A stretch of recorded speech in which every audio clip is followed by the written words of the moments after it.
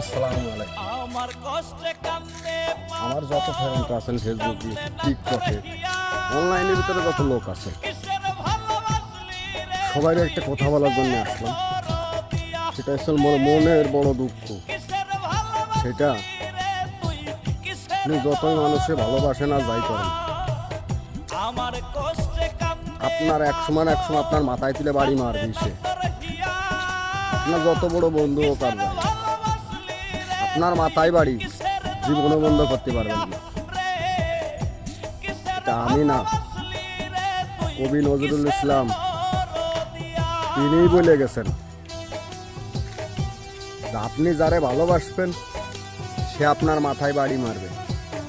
কথা কিন্তু সত্যি হলেও বাস্তব। আমি মিথ্যা কথা বলি না, সবগুলো কথাই সত্য বলি।